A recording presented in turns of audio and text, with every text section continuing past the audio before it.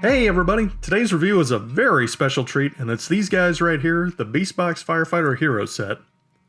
Before we get started, I've got an important milestone to share. This is my 52nd video ever. I started collecting Beastboxes about 2 years ago and thought this channel would be a fun way to expand on that as a hobby, and consequently my channel has pretty much been solely dedicated to 5.2 Toys Beastbox and Megaboxes. So over the past several months, I started uploading pretty regularly, and I happened to arrive on this special release for number 52, and it feels a bit like the stars have aligned for this review, so a little bit of housekeeping there. On to business. This set was released about a year ago, and just for lack of time, I haven't actually done anything with it for quite a while.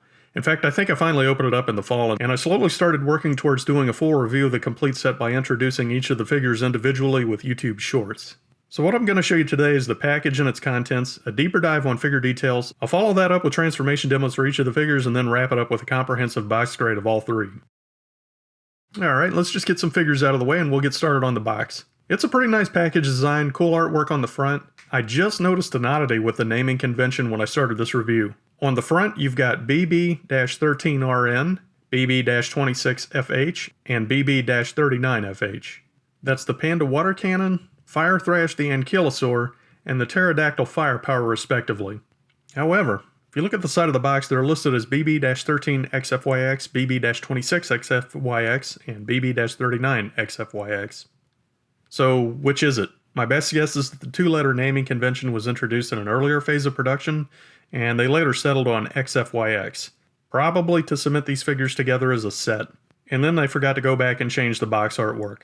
Now, as far as I know, the only place BB-13RN, BB-26FH, and BB-39FH is referenced is on the front of the box, so it's a pretty good bet that XFYX is the intended official naming convention. So look, mistakes happen, but between this and a handful of English typos I've pointed out in other reviews, I do think 5.2 Toys needs a project manager who's proofreading their materials before they go to production. So on a side note, I'm glad they went with XFYX. I've been told that those letters phonetically sound like Chinese for Fire Heroes, which is cool, but I also think those letters sound cool together.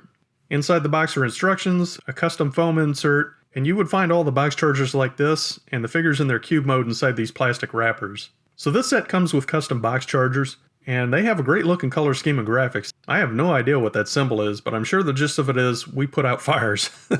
Inside the lid, you've got this cool runway graphic. So these box chargers connect very easily on the sides, and they hold together really well.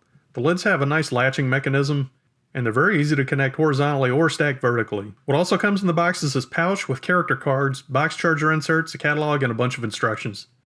This is the first time I'm looking at the character cards, so we'll take a quick look here starting with Water Cannon.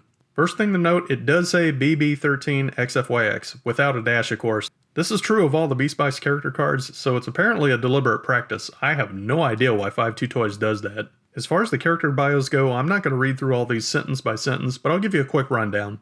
Water Cannon is the one and only true hero, and he's ordinary and extraordinary. So I guess he's kind of the big shot of the group and also a regular Joe. Firethrash is slow in life, but fast when there's a fire. Apparently Water Cannon says if you move any slower, there'll be no food for you in the mess hall. Wow, that's harsh. On to Firepower, here's an interesting note. The artwork shows the blades on its weapons retracted, and apparently they're water nozzles. According to his bio, he's reliable and been promoted many times, and he's there when Water Cannon needs him. That's fun stuff. Alright, let's clear this stuff out of the way. And while it's on my mind, as I understand, a thing with Chinese culture is an interest in numerology. So you'll see certain numbers used often on some of their figures. Disclaimer here, this is something I'm not really knowledgeable about, but the Wikipedia version is this. Chinese like the way certain numbers sound phonetically, and that's where you get the name 5.2 Toys, which is pronounced 5.2, not 52 like we'd normally want to pronounce it in English. Apparently, that sounds like I love. So the name of the company is just about literally I love toys, and that's pretty damn cool. Also, the numbers 2 and 3 appear to have some significance. So you'll see this appear on a handful of different characters. A couple off the top of my head are Karmakuma and Golden Saber. I'm sure there have been some others. The number 22 is considered a master number, or something like that. I'm not exactly sure how that might relate in Chinese culture, but it is used a few times on different characters. So as that relates to this set, the numeric designation of this set is multiples of 3. BB-13, 26, and 39. And in my estimation, these specific figures were chosen deliberately for this set, which to me is really interesting conflation of their numerical interlinking, and also the fact that these three have been repurposed as firefighters in a way that feels completely organic. And that, my friends, is a long-winded explainer into how damn deeply layered 5.2 Toys' thought process is with their figure designs, and a big part of why I love what they do. Another thing I want to touch on about this set is I think it's an example of what some people don't get about beast boxes. Obviously, the one constant is they all have to fit into a 2-inch cube, right? So being creatures of all shapes and sizes, scale is obviously going to be an issue. These two dinosaurs are obviously pretty much in scale with each other, and that makes sense, but then you add this panda and the conceit kind of falls apart. I totally get the disconnect. But to push back on that misconception a bit, by comparison, G1 Transformers had the exact same issue. The leader of the bad guys, Megatron, was literally a handheld gun. That didn't bother me one bit when I was a kid, and I think that's the kind of thing that doesn't really matter to an impressionable mind. So it is what it is. My point of view is just be a kid and have fun with it. I want to stop here for a moment and talk about what the appeal of beast boxes is to me. The main thing is the way 5.2 Toys creates a character around an animal's specific traits, and also, in some cases, when they take it to another level and do something else that's interesting with it. So one of the first beast boxes I ever bought was this guy right here called Joe Jobs. I definitely want to review it at some point in the future. So I spend a lot of time in front of a computer, and this one is something that really hit me on multiple levels. It's an extremely well done figure with a ton of Easter eggs and interesting details on the theme of computers and coding. And it's just the perfect example of what I like to call boxes with jobs. Oh yeah. So when a figure like this has an extra layer of character built into it, that's just totally interesting to me. I'm not a one-of-everything kind of collector, so I don't buy every repaint or variation in a line. It really comes down to how much I'm interested in the overall design and whether or not I'm willing to spend money on it. In the case of the Firefighters set, I already had a couple of similar figures, a version of the panda called Good Luck, and the Mechagodzilla version of Firethrash's predecessor, Thrashered. I was kind of interested in the pterodactyl mold Havoc, but not so much that I really wanted to buy it. So with a set like this, where there's an intersection of repaints, character design, and a great theme on boxes with jobs, I couldn't pass it up. Alright, let's talk about some figure details. We'll go through these one at a time, but before we do, I want to point out the overall color scheme here, which I think is outstanding. All of these are beautifully done repaints of their originals. The dinos are on theme of emergency vehicles with bold crimson red, black, white, and silver accents. It's a great color scheme. Then you have Water Cannon, which is essentially a panda bear decked out in a firefighter costume.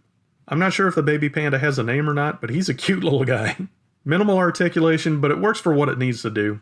The head can rotate up and down, limbs can rotate back and forth and fold inward. The head can tilt when he's on all fours and give you a bit of a quizzical look, which is pretty cute. And there's a cool graphic on his back in Mandarin. The pandas typically have transparent cannons like Good Luck here, and they redid them as opaque fire hoses for Water Cannon. Red paint on the barrel, and they can be configured in a lot of different ways too. You can combine them together like I showed you before and make an elongated fire hose, and they can be mounted on his shoulders and some other ways. You got these nice looking neon green stripes, a visor painted on his eyes, very much on theme of a firefighter, and right here we have another occurrence of the number 22. You've got the BB-FD logo printed on its tummy. The molded battery component on Big Power and Good Luck have been repurposed as a water canister. Smart way to get a lot of mileage out of a figure mold. For some reason, all the panda figures have this piece that expands out and has nothing to do with its transformation. Doesn't seem to serve any purpose. I'm curious about that, so if anybody knows what this piece is for, please hit me up. Water Cannon has a pretty good amount of articulation with elbow and wrist joints. It can be posed on all fours like a real-life panda. The chest opens up and that functions as a cockpit for the little buddy baby bear. When you close the cockpit around this little guy, it's designed to latch around the top of its head so it doesn't get knocked around in there. That's an interesting little bit of engineering. Firethrash has some interesting silver parts, BB-FD Firefighter logo, and nice looking white striping. One thing I wish they'd done that would have looked perfect for these orange and blue armor plates is if they were transparent instead of painted, which I think would have looked a little bit more like emergency lights. The mouth opens, legs can move quite a bit, but only the hind legs have middle joints. The marquee feature of this figure is the tail, which has a lot of articulation built into it. There are a couple of hinge parts and there's an internal connection on the hind legs which gives it sort of a wiggle component. There's also a little bit of that on the front section as well.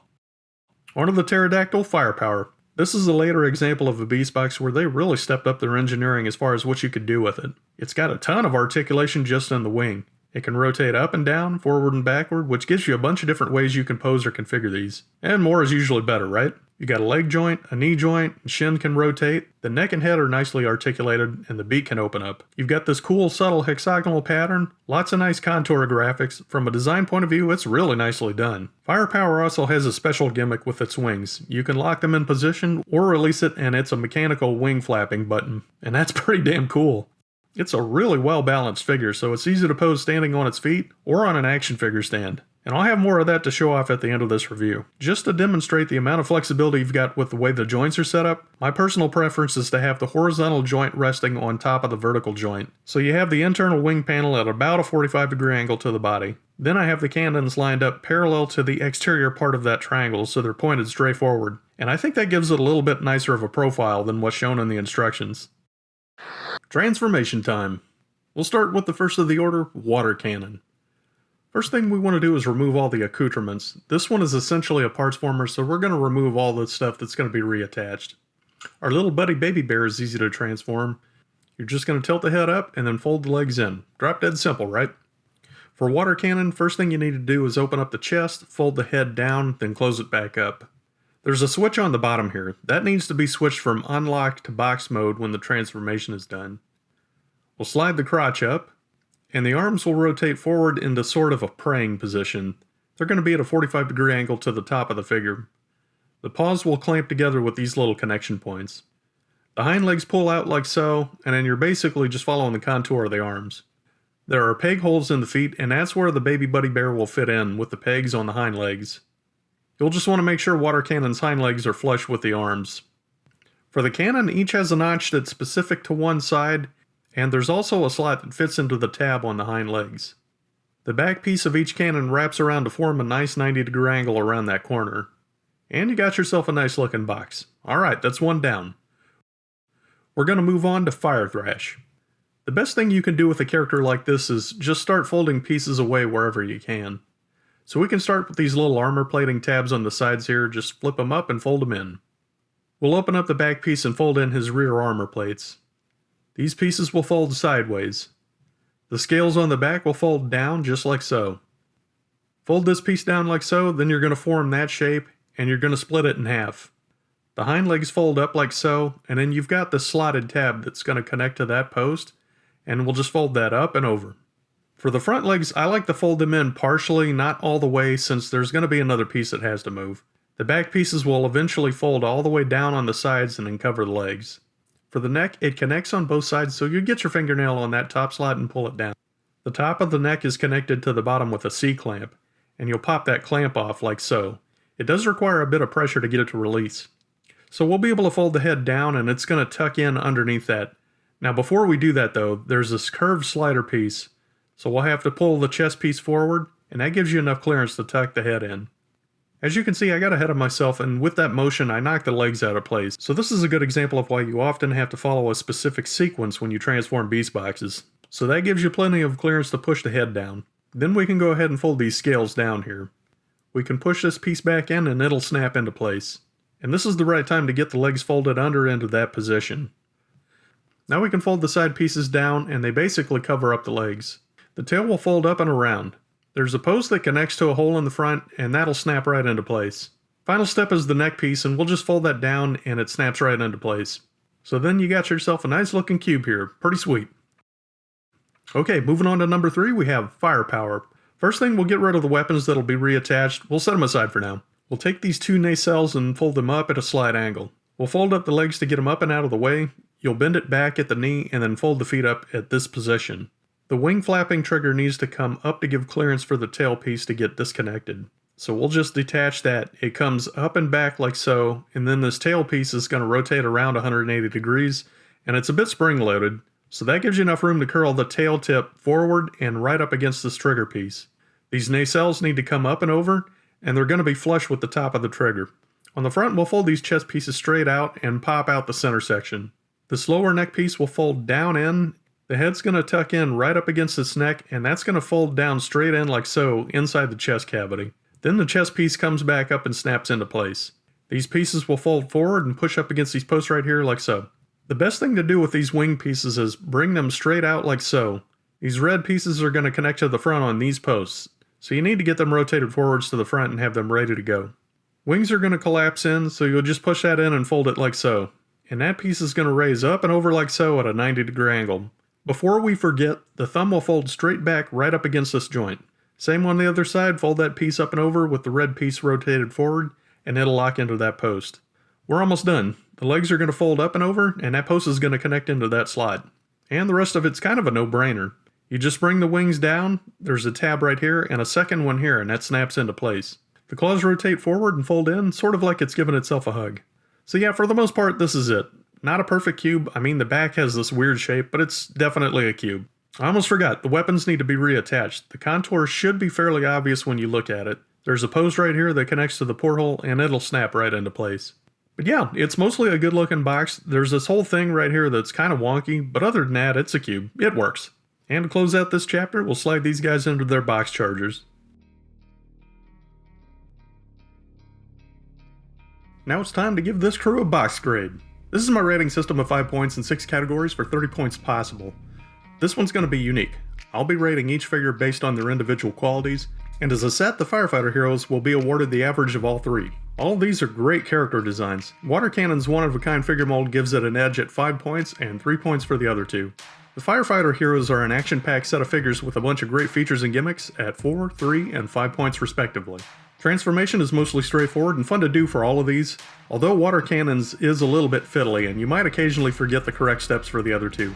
4 points across the board. Articulation is a little bit of a mixed bag, but to be fair, I think all of these figures can be posed how they need to be for the type of animals that they are. 4, 3, and 5 points respectively. All of these figures are well built with good quality plastic and firm joints. It's worth noting that Water Cannon has improved build quality over the earlier release Good Luck, bringing this to 4 points per figure. This is a fun little set.